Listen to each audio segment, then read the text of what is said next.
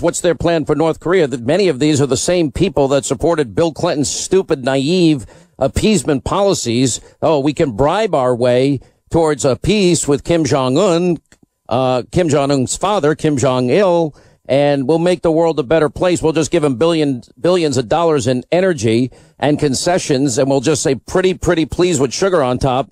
Whatever you do, don't build nuclear weapons. Well, now the North Koreans have the capacity, the ICBM capacity. Remember, this missile went higher than any other missile out of the atmosphere than ever before. It's now ICBM capability they have. We know they have nuclear weapons, and they're now precipitating a crisis that was wholly and completely done under Bill Clinton's watch and Barack Obama's watch, because they did nothing to stop it. And now the saber rattling is at a level that we'd never seen before, worse than it's ever been before. And so this is now the state of where the world is, having to basically hope and monitor that this guy's not going to fire another missile at Japan or Hawaii or Guam or anywhere in between. Joining us now, former Speaker of the House, Newt Gingrich. How are you, sir? I'm doing well. I think you are correctly drawing people's attention to probably the biggest threat we face in the near future, which is truly a very serious and I think a very hard to solve problem. Well, I don't think there are many good options, although you did actually raise my hopes in an interview when this happened the last time by saying that we might have new defense capabilities that most Americans don't know about, which would include something on the lines of an electromagnetic pulse that could shut down the entire country of North Korea. I think that there are a number of tools in our arsenal, and I think that we're being pushed towards using them. I also think we're pushing the Chinese very hard to make it possible for us to keep them off balance, if you will. And I don't think that we should give up on finding a peaceful solution, but we should recognize that what's happened in part is that Kim Jong-un, the dictator of North Korea, has been educated for a generation by watching Western American presidents say big things and do nothing. And I think that what you're seeing shift is that we now have a president who means what he's saying, and we've got to somehow get through this. I mean, it's really very important. I happened to have a chance yesterday chatting with now Secretary Mattis and a few other people to get a feel for the fact that they're totally engaged. I mean, they literally were responding within seconds of having heard this information, and they are really putting pressure throughout the region. So I'm not convinced yet that it's hopeless, but I'm convinced it's a serious problem. Well, it seems to me, I mean, at this point now, at some point, we've got to make a decision. Now that they have, this missile flew, 50 minutes in the air. Now General Mattis is saying it can reach the continental United States. That puts every American in jeopardy. So now, remember what they did, which was pretty clever, is they fired the missile very high. Yep.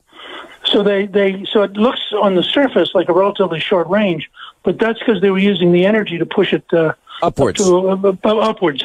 So we think that probably, if you straightened it out, you could reach Washington D.C. with this missile. Now, I happened this morning to be with Leon Panetta, who used to be both Secretary of Defense and the head of the CIA, and he was saying that he's reasonably confident that we can defeat one or two ICBMs if we had to with our ballistic missile defense system. But he also, I think, is moving in a direction. I don't want to put words in Leon's mouth, but he also is moving in a direction you've heard me talk about, which is that we have to take seriously the idea of a shoot-on-launch response, which kills the missile. If our listeners can follow this, when a missile first starts to rise, it's pretty direct and pretty straight.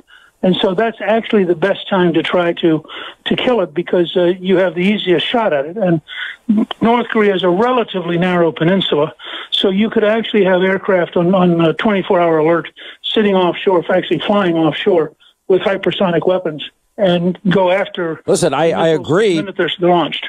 But this is not perfect technology. One time I remember discussing this very topic with you.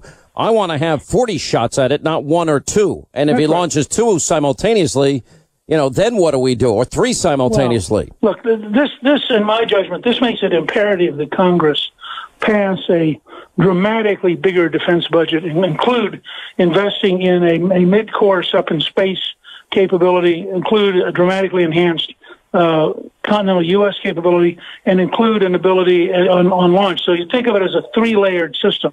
You try to kill it first on the way up, you try to kill it while it's in space, and then you try to kill it when it comes down. That gives you, if you do it right, it probably gives you 20 or 30 shots at this thing. Yeah. And you should be able to build a system that has a pretty high likelihood of doing that. Now, I know the world and everybody is sort of rocked with all the allegations in Washington and the media world and Matt Lauer and Garrison Keillor and Al Franken and John Conyers, et cetera. But this is a clear and present danger to the U.S. Similarly, I think the Republican Party now in the next 3 weeks, it's do or die for them in the Senate.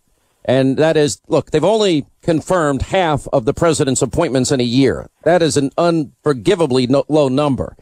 Mitch McConnell has whined and complained about excessive expectations. They never got their 7.5-year promise of repeal and replace done. How confident are you that this tax cut bill is actually going to pass and they'll go into conference and the president will have a bill to sign before Christmas? Oh, I would say 80 or 90% confident. Now, listen, whoa. I am not that confident. Convince me why, because No, I'm not. No, you didn't ask me to convince you. You asked me how I felt. No, I know, but I want you to convince me because I feel a lot better. I mean, that's what friends do. Okay. And by the way, I should just say for the audience's sake, I need to thank you. I had no idea how bad my voice had gotten the other night. And other than the fact that you lectured me publicly for the entire country on how to take care of my voice. No, it sounds a lot better. But listen, I hope you noticed in the interview that I talked a lot more than I usually would. I know. But anyway, I just want to apologize for the entire audience. I didn't feel like I No. my end of the bargain. No, listen, it happens. All right, got to take a quick break. We'll come back. We'll have more with Newt Gingrich on the other side of this break. All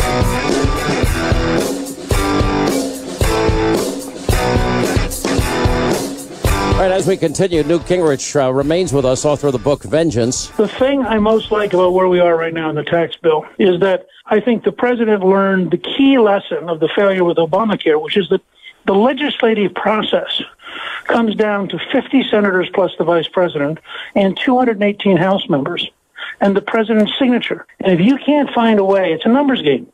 If you can't find a way to get to 50 plus the vice president and you can't find a way to get to 218, you're not going to get a law, period. You know the most fabulous, idealistic bill in history.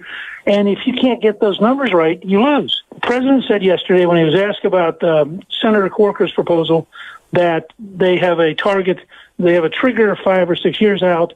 If they don't get enough economic growth, something will be triggered, et cetera. And he said, look, I don't particularly like it, but if that's what it takes to get the bill, then I would sign it. And that was the right answer, because you don't want to say, I'm going to kill the bill over some argument 6 years from now.